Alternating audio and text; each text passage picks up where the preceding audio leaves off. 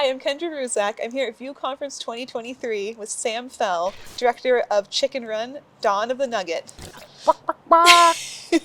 Thank you so much for being here, Sam. Thank you for having me here, Kendra. Really excited to talk to you about the Yeah, film. great. Just to jump right in, what were you most interested in when you first signed on to the project? Well, the first thing that really grabbed me was the new tagline. Like the first movie was The Great Escape with Chickens. Well, this is, those chickens from Chicken Run? Well, this time they're breaking in. Yeah. And so it was just like, it just evoked a whole new type of movie, like a break-in movie, a heist. And Aardman are so inventive in their comedy, and there's a scale thing with the chickens being small and like clever props. Yeah. And there was a promise to that premise that it just looked like a lot of fun to do a break-in movie with Aardman. And of course, I've known Aardman for a long time, but Aardman also is a great attraction to me because I know that they know what a good movie looks like, and I know they won't let go until it's good enough. So you feel like you're going into a situation where, even though it's going to take a long time, you will come out with something worthwhile.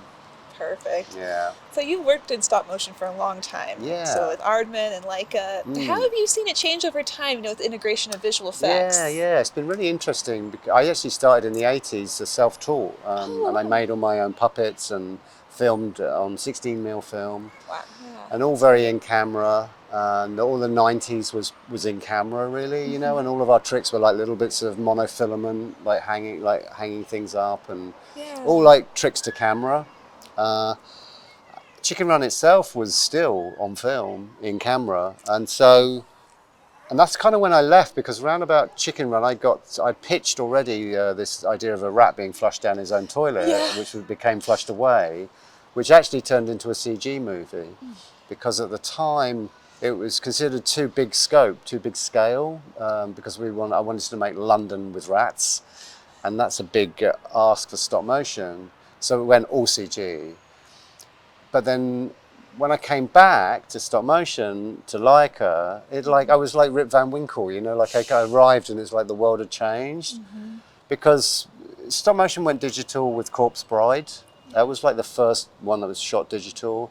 So by the time I got to 2008-9, and Henry had already done it with Coraline there, green screens were in play, rig removal, like multiple passes, like mixing scales. So like all of that had happened. And then arriving at Leica was even more amazing to me, because digital 3D printing was there, like Coraline was 3D printed faces. We used the first color 3D printer for this process. And so like our tests were really jittery, and the texture was all jittery, the color wasn't even, but we just went for it and we developed it as we went. So much digital has arrived now, and it's really augmenting stop motion. It's still, and then back to Aardman, and the important thing with Aardman is the hand touch, the thumbprints, like the fact you really feel and we shoot on 2, so it's a little bit more jittery. And so it's all about making it feel tactile and handmade. But even that's the central, most important thing, to keep that feeling. But we needed to augment the scale and scope of the movie. So it's like, it's just allowed me to make a big scale movie in stop motion. And it's what I probably would have liked to have done with Flushed Away, to be honest. I think it's really helped stop motion be able to tell stories on a bigger canvas. Right. Where do you think stop motion is headed in the future as more technology is introduced into the Well, world? I mean, I think, I know certainly for Aardman, Nick is working with Merlin Crossingham, his partner now, on Wallace and Gromit, and the next Wallace and Gromit movie. Oh, so exciting. And that's all going to be down on 1 scale. And I know Nick, he loves it in camera.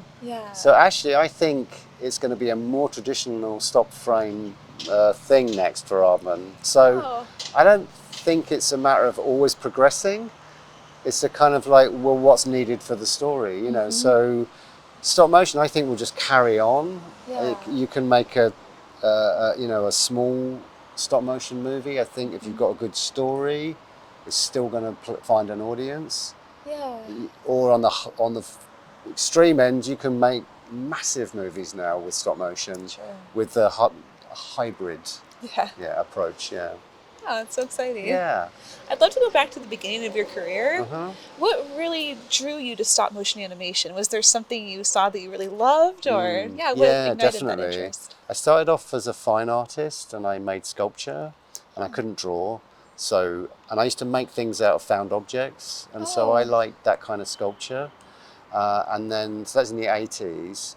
So, and before the internet, and there was the 4 TV channels in the UK, and the fourth channel, Channel 4, showed late night animation from all around the world.